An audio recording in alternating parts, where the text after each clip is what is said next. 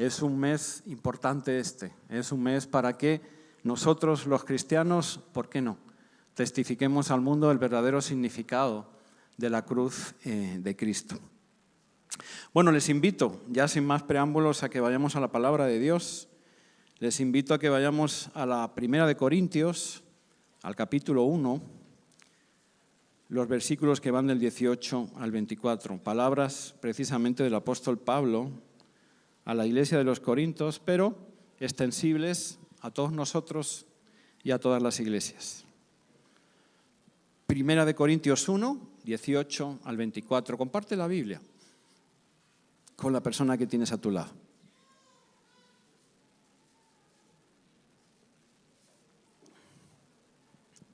¿Ya lo tienen? Bueno, dice así su palabra. Porque la palabra de la cruz es locura a los que se pierden, pero a los que se salvan, esto es, a nosotros, es poder de Dios. Pues está escrito: destruiré la sabiduría de los sabios y desecharé el entendimiento de los entendidos. ¿Dónde está el sabio? ¿Dónde está el escriba? ¿Dónde está el disputador de este siglo? ¿No ha enloquecido Dios la sabiduría del mundo? Pues ya que en la sabiduría de Dios el mundo no conoció a Dios mediante la sabiduría, agradó a Dios salvar a los creyentes por la locura de la predicación. Porque los judíos piden señales y los griegos buscan sabiduría, pero nosotros predicamos a Cristo crucificado, para los judíos ciertamente tropezadero, y para los gentiles, locura. Mas para los llamados, así judíos como griegos, Cristo, poder de Dios y sabiduría de Dios. Bendito sea. Inclinemos nuestros rostros y oremos. Señor Dios Padre Todopoderoso, te alabamos, te damos, Padre Santo, a ti todo el honor, toda la gloria, toda la honra. Gracias, Señor, por tu maravillosa, preciosa obra en la cruz. Gracias, Señor, por lo que significó, por lo que significa, por lo que significará, Señor, para muchos otros también. Señor, gracias por tu iglesia. Gracias, amado Dios, porque sabemos que tú estás aquí ahora mismo, estás en medio de nosotros, Señor, porque, Padre, sabemos que tú nos has traído con un propósito. Porque, Señor, sabemos que tú quieres hablarnos, tocarnos, cambiarnos, renovarnos, transformarnos. Por eso, Señor, te pedimos en tu santo nombre, que es sobre todo nombre, que quites ahora todo estorbo, Señor, toda perturbación, que tranquilices nuestros corazones, nuestras mentes, Señor, para que tu palabra pueda penetrar como espada de doble filo, Señor, para que salgamos de aquí, Señor, renovados, transformados una vez más en el poder de tu Espíritu Santo. Alabado sea, Señor, y bendito sea tu nombre. Amén. Amén. Muy bien. Bueno, iniciamos, como les decía, esa serie de predicaciones sobre la cruz. De hecho, la hemos llamado así, la cruz de Cristo. Y bueno, es interesante preguntarnos, aquí la tenemos detrás, lo que simboliza la cruz para cada uno de nosotros. Claro, nosotros somos cristianos y la cruz, cuando la vemos, tiene para nosotros un sentido muy especial, ¿no es verdad? Y tiene un significado mucho más profundo. Pero, no obstante, este es un símbolo que se ha hecho internacional, ¿no es verdad? Que perdura por los siglos y que allá donde se ve ya puede ser un país lejano, ya puede ser visto por personas que no son cristianos, lo identifican claramente y saben lo que representa. La cruz se ha hecho internacional, ¿no es verdad? Y se ha hecho bien conocida. Hay símbolos también así, ¿no es verdad? Que rápidamente identificamos y que son un poco así como internacionales, ¿no? El otro día veía, por ejemplo, no sé ni por dónde caminaba, pero veía este símbolo que hay a veces redondito o con una señal, un triángulo de peligro, donde se ve un señor como que le cae un rayo. ¿Saben ustedes, no? Y rápidamente uno lo identifica con una señal de peligro, ¿no es verdad? Rápidamente uno cuando ve eso como que sabe que está puesto para que uno tome distancia y tome su precaución. Así, hay símbolos que transmiten, que comunican, ¿no? Que identifican. La cruz, para todos nosotros, es un símbolo de amor, es un símbolo de perdón, es un símbolo de paz, de esperanza. Pero ¿saben algo? No siempre fue así. No siempre fue así. Antes de que Cristo la santificara, antes de que Cristo le diera un significado totalmente diferente y distinto, la cruz fue un instrumento, fue un símbolo que allá donde se veía levantaba terror y levantaba mucho miedo, porque la cruz fue inventada como un instrumento de tortura y de martirio, como un instrumento de muerte. Se dice que fue inventada por los bárbaros, aunque rápidamente los romanos en su imperio y en su extensión la conocieron y la importaron o la adquirieron para ellos. Mire, era un instrumento terrible, porque no solamente era para matar a los condenados, sino que era para martirizarlos. En la cruz quedaban ahí colgados y podían tardar días en morir, lentamente, agónicamente, entre dolores y dolores, ahí colgados, a la vista de todos, para escarnio y vergüenza también de ellos y de sus familiares. Era un símbolo que donde se veía levantaba terror. De hecho, los romanos a veces la usaban para cuando conquistaban llenar de crucificados ese territorio como señal inequívoca de lo que les esperaba a los que trataran de levantarse contra ellos. Miren, era tan cruel e inhumana que los propios romanos decidieron no aplicarla con sus ciudadanos. Solamente la aplicaban con esclavos o extranjeros que eran considerados ciudadanos indignos de otra clase muy inferior a ellos.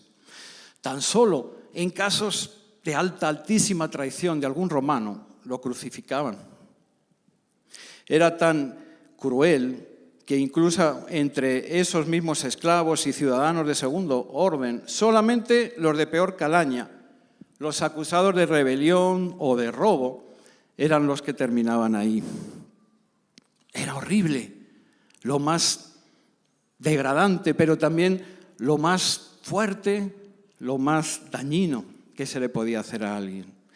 Tal vez por eso en los evangelios se nos dice que Pilato inicialmente no quería crucificar a Jesús.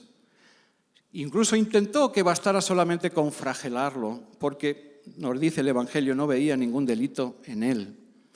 Sin embargo, los fariseos y los escribas empujaron y presionaron para que Jesús fuera crucificado, acusándole de rebelión ante el César. John Stott dice sobre la cruz, era tan indigno tanto en el ciudadano romano como en el hombre libre, no solamente soportar ya los procedimientos propios de la crucifixión, sino también el verse expuesto a ellos, incluso la sola mención de ello. Este hombre va a ser crucificado, este hombre merece la cruz. Eso ya era indigno. Eso para los romanos y para los denominados gentiles. Pero para los judíos no era menos. Para los judíos aún tomaba todas esas connotaciones y todavía las religiosas también. Porque resulta que los judíos pensaban que la crucifixión significaba maldición y separación de Dios. Y lo basaban en la ley del Antiguo Testamento, en el libro de Deuteronomio, donde se decía, maldito por Dios es el colgado de un madero. Ellos no diferenciaban entre un ahorcado o un crucificado, todo aquel que era colgado de un madero era maldito para Dios. Así que, evidentemente, para los judíos también era inaceptable que el Mesías enviado por Dios pudiera morir sometido a esa maldición, colgado de un madero. En definitiva, todos los oponentes al cristianismo no perdían la oportunidad de agarrarse a la crucifixión de Jesús para ridiculizarlo a él y a nosotros, sus seguidores, los cristianos. Pues para todos ellos, la sola idea de que el Mesías de Dios, el Salvador, hubiera terminado muerto en una cruz, era una idea absurda y por tanto digna de no ser creída. Una locura, la locura de la cruz. Los judíos esperaban a un Mesías muy distinto, que los libertase del yugo romano, que los hiciera como nación superiores a todos los demás y que lo hiciera ya por la fuerza que se impusiera, no un Mesías que se humillara y se entregara a morir en una cruz. Por eso es que cuando el Señor aún estaba colgado en esa cruz, clavado a ella, de Él decían, a otros salvó y ahora Él no se puede salvar a sí mismo. Si eres el Rey de Israel, desciende ahora de la cruz y creeremos en ti. Por eso se mofaban y se burlaban diciendo, ¿confiaste en Dios? Si eres su hijo, como dices, que te libere ahora. Así que cobran sentido las palabras del apóstol Pablo a los Corintios, ¿no es verdad? El mensaje de la cruz es una locura para los que se pierden. Sin embargo, para los que se salvan, es decir, para nosotros, este mensaje es poder de Dios. Y es poder de Dios porque gracias a esa cruz, el Señor ejecutó el plan de salvación de nuestro Dios. Gracias a esa cruz, nosotros es que podemos ser llamados sus hijos. Porque la muerte de Jesús en esa cruz siempre estuvo presente en el plan de salvación de Dios para con nosotros los hombres. Y es por eso que Jesucristo siempre tuvo bien presente su llamado a la cruz, aunque muchos no lo entendieran, Él siempre lo tuvo presente. Así, si escudriñamos la Escritura desde bien niño, encontramos, tenía 12 años y estuvo perdido 3 días, y mientras María y José lo buscaban preocupados, lo encontraron en el templo, entre los doctores de la ley, preguntando, debatiendo, argumentando y asombrándoles a ellos. Cuando le llamaron la atención, ¿por qué te has ido? ¿Por qué has venido aquí? ¿Por qué nos has dado ese gran susto? Él les contestó, ¿por qué me buscabais? ¿No sabíais que en los negocios de mi Padre me es necesario estar? Ya desde bien niño, Jesús cumplía la voluntad de Dios, tenía un propósito, tenía una razón de haber venido, tenía una razón de ser. Y todo ello le conducía al mismo final. Más adelante, en una ocasión que le fueron a buscar cuando estaba predicando en una sinagoga, sus hermanos y María quedaron a la puerta y alguien entró a avisarle, tus hermanos y tu madre te buscan, están ahí fuera. Y Jesús, una vez más, fue bien tajante. Palabras que seguramente muchos no entendieron, pero que Él tenía bien claras. Estos, dijo Él, son mi Padre y mi Madre. Todo el que oye y hace la voluntad de mi Padre que está en los cielos, ese es mi madre y mis hermanos, esos son mi familia. Jesús tenía clarísimas las prioridades. Jesús tenía clarísimo cuál era su llamado y cuál era su propósito y no estaba dispuesto a que nada ni nadie, aunque como veremos no le fue nada fácil, pudiera impedírselo. Bien pronto empezó también a decírselo a aquel grupo de hombres a los que llamó y a los que fue formando y preparando. Bien pronto comenzó también a compartirlo con sus discípulos. Al principio, de forma más indirecta, seguramente incluso para no hacerles daño y para que ellos fueran preparándose y entendiendo el final que se venía. Como aquella vez después de su encuentro con la mujer samaritana, cuando ya marchaban y los discípulos le veían agotado, de repente le dijeron, Rabí, come. Y el Señor les contestó, yo tengo una comida que comer que vosotros no sabéis. Entonces, entre ellos hablaban y decían, ¿a qué se referirá? De repente le trajeron comida de otro lado. Pero Jesús, oyéndoles, se volvió y les dijo, mi comida es que haga la voluntad del que me envió y que acabe su obra. El Señor tenía bien claro la importancia, la trascendencia, la necesidad de esa cruz. Lo tenía y toda su vida se preparó para eso. A medida que se acercaba ese día, ese momento, comenzó a compartirlo y a decirlo de forma mucho más clara y rotunda a sus propios discípulos. Como leemos en el Evangelio de Marcos, por ejemplo, cuando se nos dice que tomando a los 12 aparte, les comenzó a decir las cosas que habían de pasar, que habían de acontecer. Miren, escuchen sus palabras. He aquí subimos a Jerusalén y el Hijo del Hombre será entregado a los principales sacerdotes y a los escribas y le condenarán a muerte y le entregarán a los gentiles. Y le escarnecerán, le azotarán, escupirán en él y le matarán. Mas al tercer día resucitará. Gloria a Dios. Pero ¿saben qué? Aquellos hombres seguían aún oyéndolo tan claro sin comprenderle. Tal vez negándose a aceptar ese final, tal vez sintiendo miedo de hacerlo. Tal fue así que inmediatamente después de esta declaración tan importante, tan rotunda, tan trascendental, en lugar de ir con él, en lugar de ir a orar, en lugar de ir a darle fuerza a dos de ellos, Santiago y Juan, se preocuparon en ellos mismos. Señor, cuando estés en tu reino, manda que cada uno de nosotros se siente a tu derecha y el otro a la izquierda. Tal es, a veces, también nuestro egoísmo frente a la cruz de Cristo y lo que supuso para Él y lo que supone para nosotros. Jesús conocía y sabía de la necesidad de su muerte en la cruz desde el principio. Desde el principio. Por ello es que se preparó, caminó hacia ella de manera firme y constante. Así fue que Jesús entró triunfalmente en Jerusalén, a lomos de un pollino, para que se cumpliese la profecía sobre el Mesías.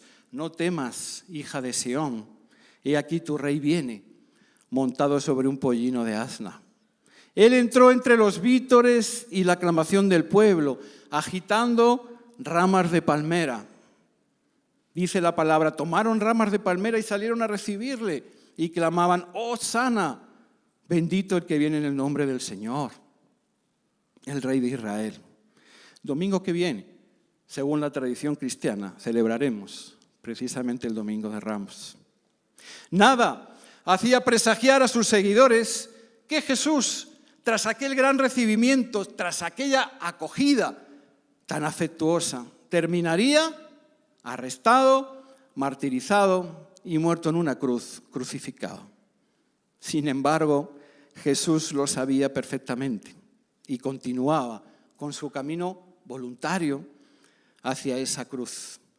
Por eso, ante las gentes que le buscaban para conocerle, para hablar con él, tal vez para agasajarle, como a ese rey, a ese gran maestro, una vez más, nos dice el Evangelio que Jesús prefirió buscar la intimidad y la cercanía de sus discípulos. Decidió celebrar esa última Pascua judía, donde estableció, por cierto, la tradición y el mandato de la Santa Cena que celebraremos dentro de un rato.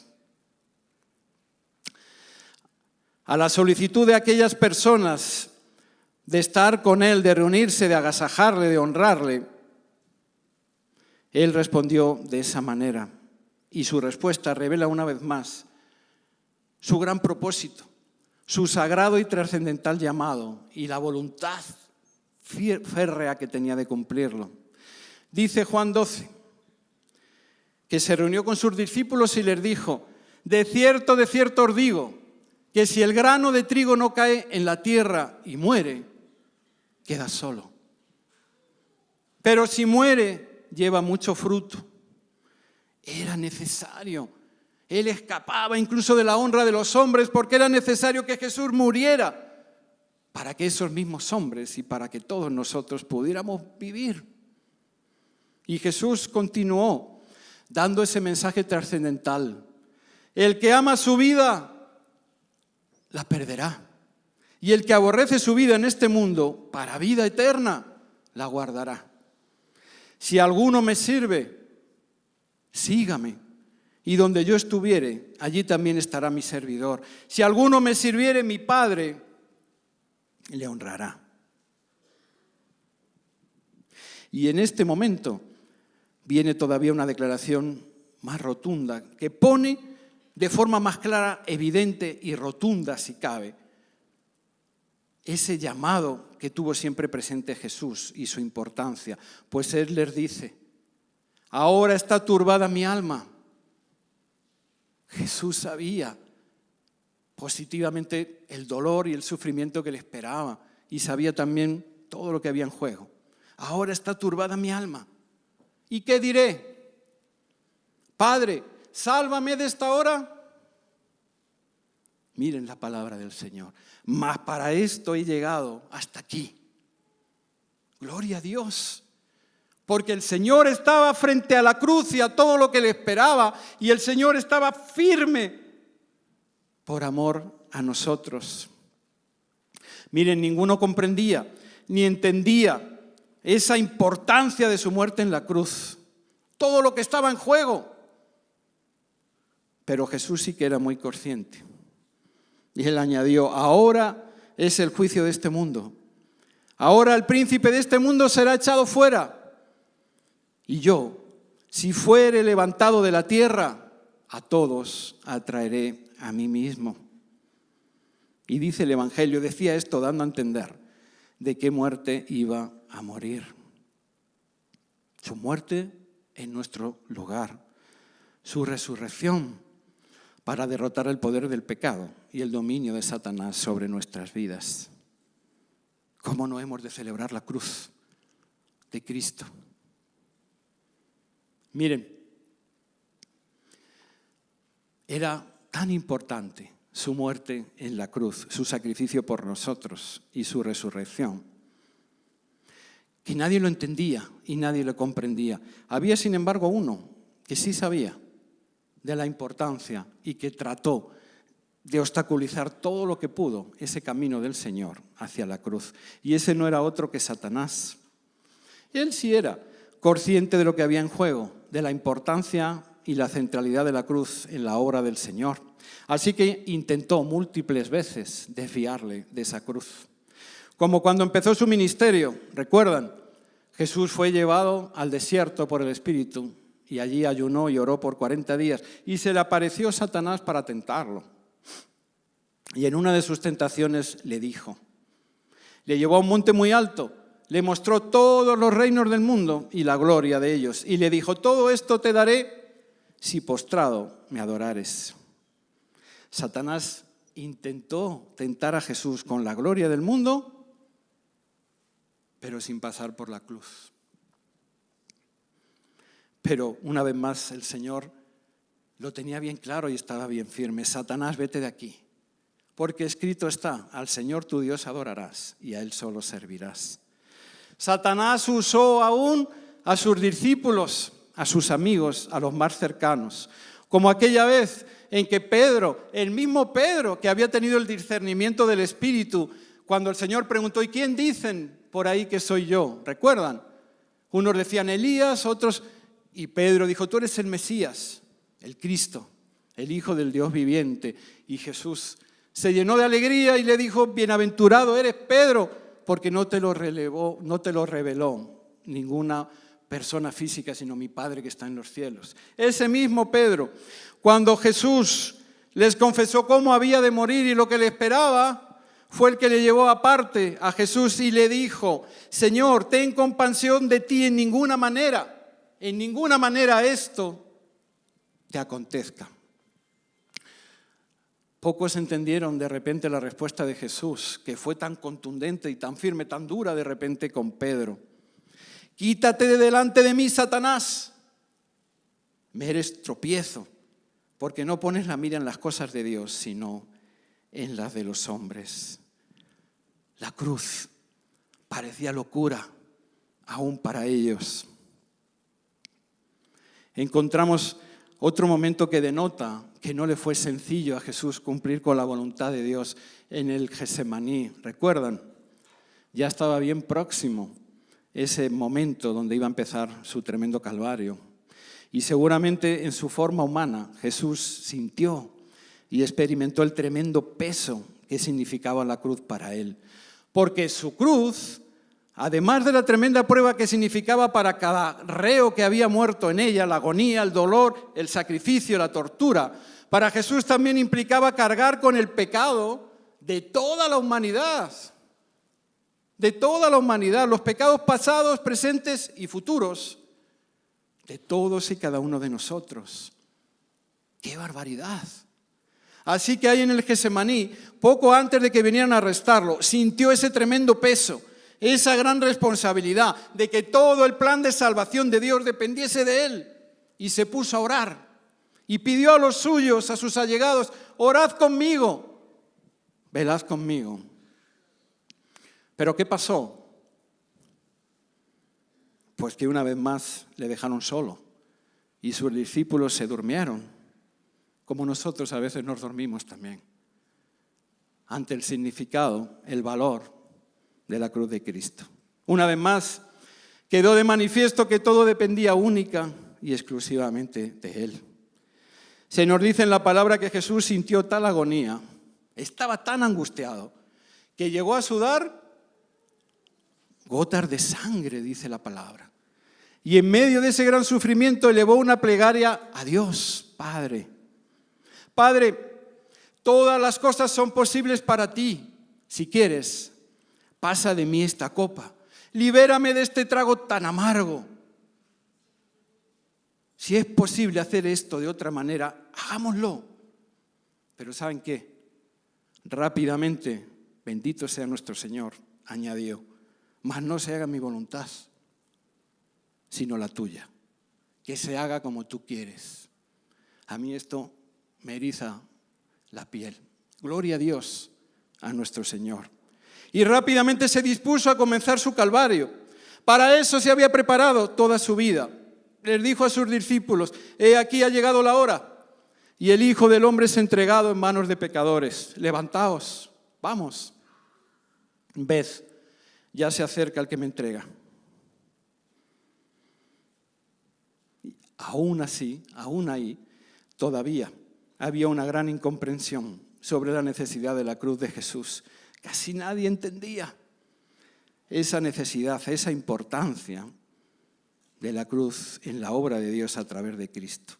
Tal es así que cuando llegaron Judas y los guardias con la multitud para prenderle, sus propios discípulos una vez más se dispusieron a defenderle y se enfrentaron a ellos. El propio Pedro sacó su espada, ¿no es verdad?, e hirió a uno de ellos cortándole la oreja. Jesús, una vez más, hubo de pacificarlos a todos. Le sanó la oreja al sirviente del templo y reprendió a Pedro y a los suyos: vuelve tu espada a su lugar, porque todos los que usen espada, a espada perecerán. ¿Acaso piensas que no puedo ahora orar a mi Padre y que Él no me daría más de 12 legiones de ángeles? Escuchen, porque añadió: pero ¿cómo entonces se cumplirían las Escrituras de que es necesario que así se haga? Como cordero fue llevado al matadero y Él no puso resistencia alguna, sino que tuvo aún que favorecer ese sacrificio. Jesús, aún en esas últimas horas, ya arrestado en las manos de sus enemigos, hubo de continuar esforzándose y ayudándoles, incluso a ellos, a que se cumpliera la voluntad del Padre. Y esto es tremendo. Así, por ejemplo, hubo de callar ante Pilato para que no lo liberase a él en lugar de a Barrabás, el asesino confeso. ¿Recuerdan? La tradición establecía que en la Pascua judía era lícito liberar como muestra de misericordia a un preso. Pilato estaba inclinado a liberarle a él en lugar de a Barrabás. Después de todo, Barrabás había atentado contra los romanos. Pero Jesús callaba. Pilato le llegó a decir: ¿no me vas a contestar? ¿Acaso no sabes que tengo poder para mandar que te dejen libre o para que mueras clavado en una cruz? Qué tremendo nuestro Señor. que tuvo aún prácticamente que abrirse paso, no ya caminar hacia la cruz por obediencia al Padre y amor a nosotros, sino aún abrirse paso para llegar hasta ella. Así que sí, haciéndonos ecos de las palabras del apóstol, la cruz es locura para los que no creen. También hoy. ¿Saben qué? Para muchos el sacrificio de Jesús, su entrega y muerte en la cruz era una locura. Pilato debió de pensar lo mismo, ¿no es verdad? ¿Qué clase de rey o Mesías era este que no luchaba para salvar su vida, sino que se esforzaba en perderla? Y hoy día siguen siendo muchos los que tampoco entienden el verdadero mensaje y el significado de la cruz de Cristo. Su necesidad, su valor incalculable para nosotros. Así, en esta Semana Santa tal vez muchos pensarán solamente en aprovechar los días de vacaciones para viajar, salir de fiesta, ajenos y hasta con total desinterés y rechazo al mensaje de la cruz.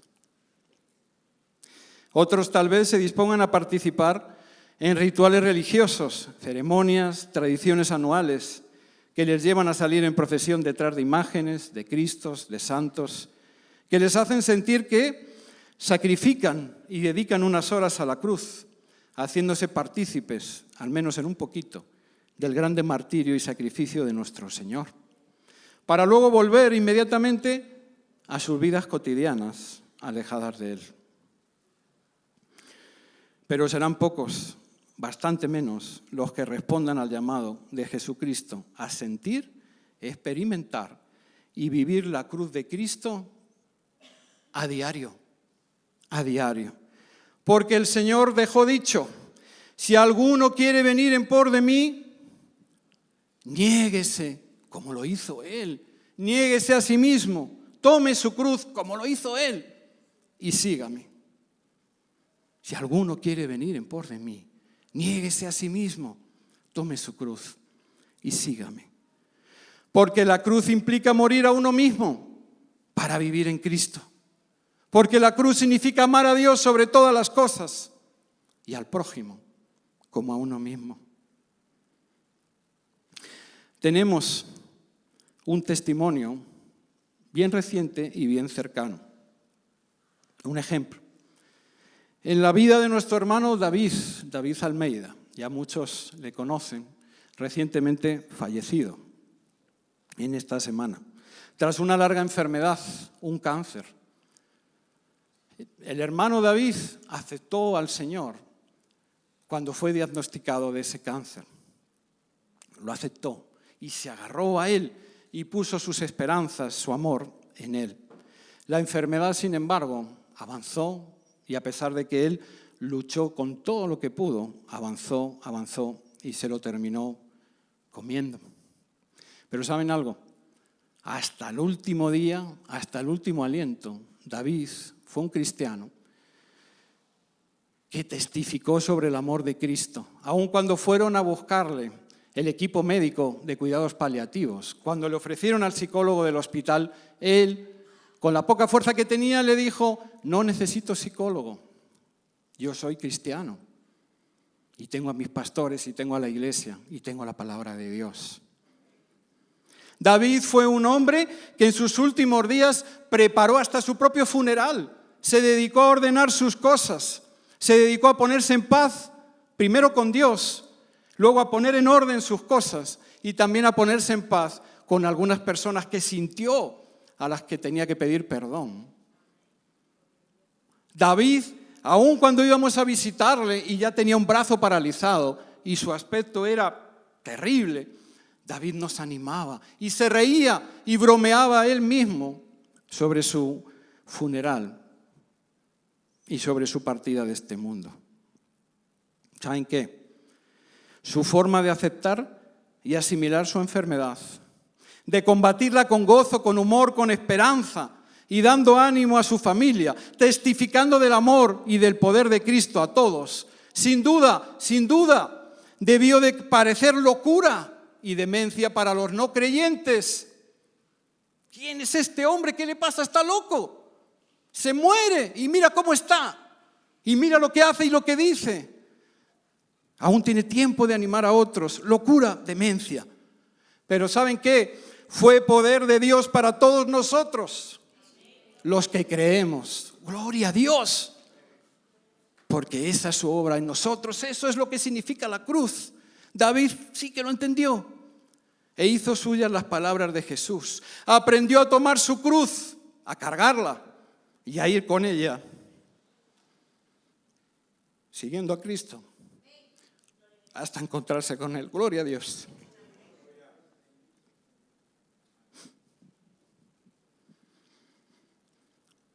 Sin embargo,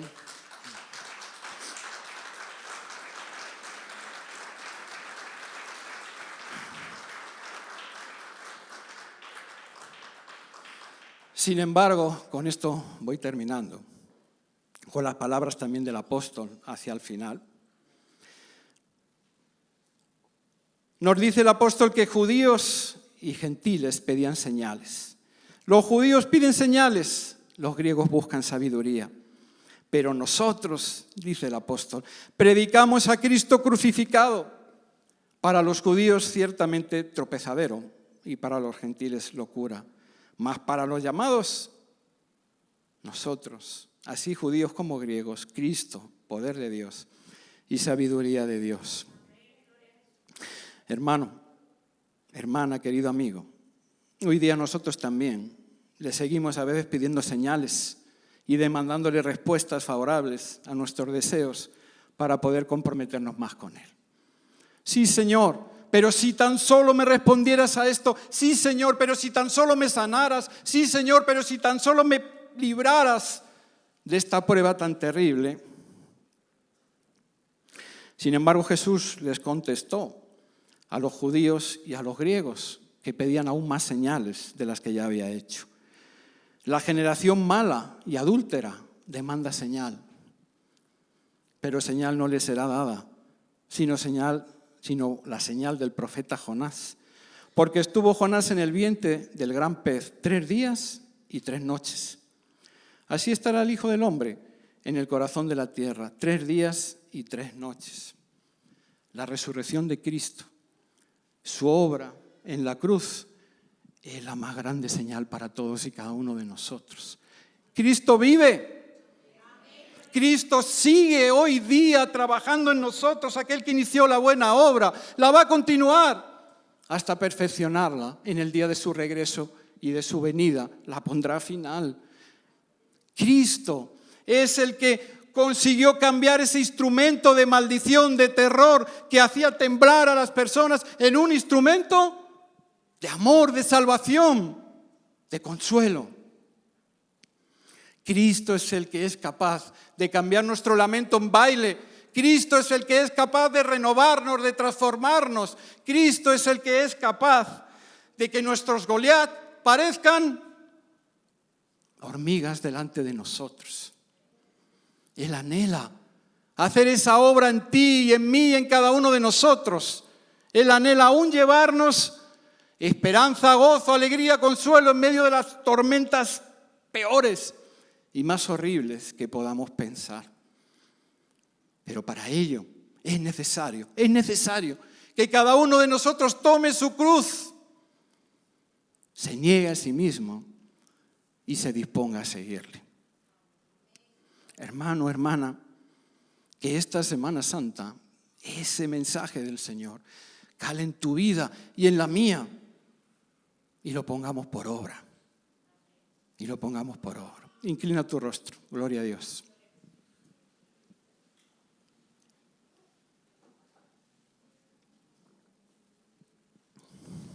Señor Dios Padre Todopoderoso, gracias.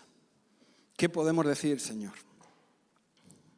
No cabe en nuestra cabeza ni en nuestra sabiduría humana, en nuestro entendimiento tan limitado, que tú, Señor, dejaras allá tu reino, te humillaras y vinieras, Señor, tomando forma de siervo, Padre Santo, y vivieras entre nosotros, Señor, y testificaras y, Señor, te encaminaras hacia la cruz con esa firmeza, con esa determinación, con ese amor. No cabe, Señor, en nuestro entendimiento que voluntariamente incluso casi ya tuvieras que pelear para poder, Señor, ser crucificado en medio de tanto dolor y tanta maldad, Señor, tanta agonía y tanto odio. Todo ello por amor, Señor. No cabe en nuestro limitado entendimiento que aún en esa cruz le dijeras a aquellos romanos y a nosotros: Padre, perdónalos, porque no saben lo que hacen. Señor, gracias por la cruz. Señor, gracias por la cruz. Gracias, Señor, porque ahí quedaron clavados nuestros pecados, Señor. Gracias, Padre Todopoderoso, porque en tu agonía fue, Señor, nuestro nuevo nacimiento. Gracias, Señor, porque con aquellas palabras, consumado es.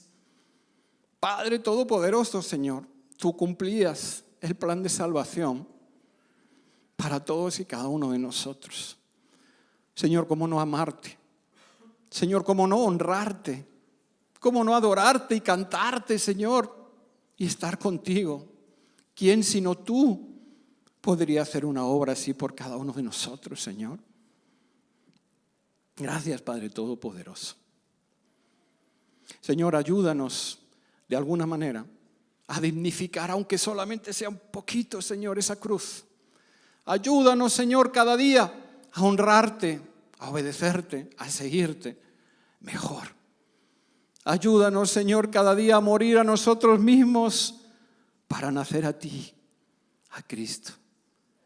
Ayúdanos, Señor, a ser capaces de tomar también nuestros problemas, nuestros retos, nuestros desafíos y caminar tras tus pasos preciosos y maravillosos. Ayúdanos a honrarte no solamente cuando las cosas nos van bien, sino todavía más cuando nos van mal. Ayúdanos, Señor, a ser esos discípulos, esos hijos, esos amigos que tú quieres que seamos, Señor. Te pido que bendigas, Padre Santo, que bendigas, Señor, a esta congregación, a todos y cada uno de mis hermanos, a mí mismo, Señor, familia a familia. Te pido, Señor, que tu cruz, su significado, su importancia, su trascendencia, quede bien patente y se ponga de manifiesto en cada familia de esta iglesia, Señor, en cada una. Te pido, Señor, una bendición especial para la familia de David. Señor, que su testimonio quede bien vivo en todos y cada uno de nosotros y muy especialmente en sus hijos y en su familia. Que tú les consueles y les levantes, Señor, porque tu cruz, que para algunos significó muerte, para nosotros significa vida, esperanza. Por eso es que la celebramos y la festejamos, porque esa cruz nos abrió las puertas al cielo, a tu reino y a la eternidad. Gloria a Dios y bendito sea su nombre.